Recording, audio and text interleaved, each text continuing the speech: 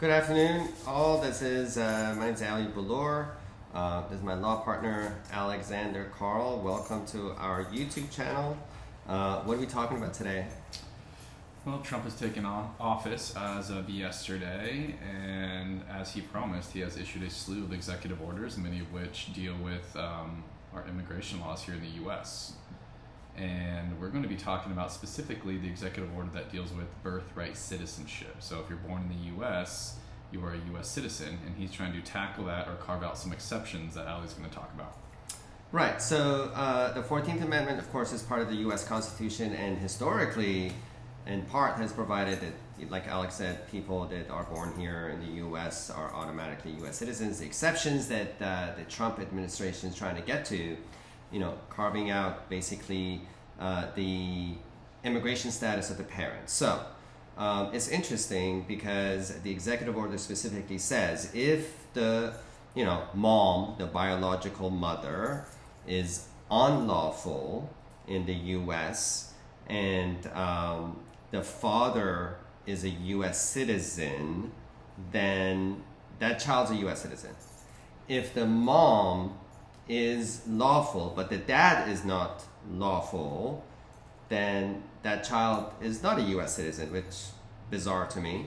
The other portion of it says that if the mom is on some kind of a temporary lawful status, such as visa waiver, tourist status, work visa, H1, L1, E2, whatever, mom gets pregnant and mom delivers the baby. On the date of delivery, if the father is not a U.S. citizen, that baby's not a U.S. citizen. So it seems to me they're turning it on the status of the father having more weight than the status of the mother. I mean, that's the least of its problems, but...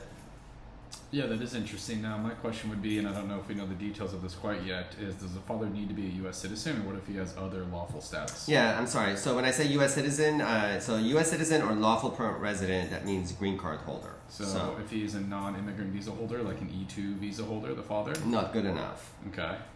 And would this, apply retroactively, or is it going to be a law moving forward? So interesting, right? If it's retroactive, I don't know. It doesn't. Right. It doesn't say. But Probably if it's doubtful, I would imagine. if it's retroactive, then it becomes virtually impossible, right? Because then you have to dig through the immigration history of U.S. citizens' parents, that many may be 50, 60, 70 years old, right? So it's an impossibility. And going forward, then it creates two classes of individuals. So again, it doesn't really pass the muster of, I would think, any kind of court. But it is getting litigated as we speak. Right. And I think ACLU filed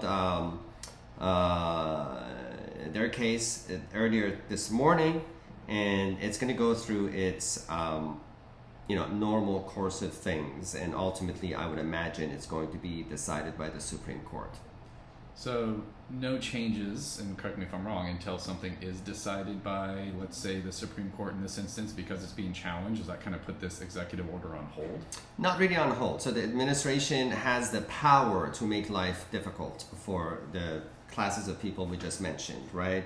So even though the baby may be born in, say, in California, that baby's going to have a state of California birth certificate, of course, but that baby may not have a U.S. passport to travel. That baby may not get a U.S. Social Security, right? Federal benefits may be hindered or delayed, just making life difficult for the baby and the parents. And this is clearly very new. So in regards to any kind of hindrance it could be on a baby getting a passport, that is kind of to be determined, or we'll see how this plays out over these next coming weeks and months. Yes, we'll see. It could be that the administration sees the light and goes the other way. We don't know. But as of today, that's what the federal government is able to do. And also, it's not able to just decide that babies that are born to non-U.S. citizen permanent resident parents is not a U.S. citizen. That's what they want to do, but it's TBD. Okay. Yeah, a lot of interesting stuff here. Now, keep in mind there's going to be more executive orders that come down. A lot of them will be challenged.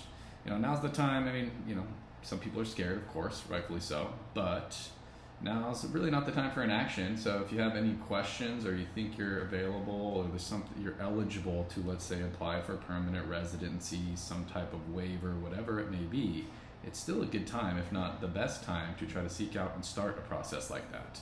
You want to try to get on maybe as firm as footing as you can, and to do that, I mean, call a qualified immigration attorney, someone you trust, someone who has a good track record. They can call us. Exactly, that's what I was getting to.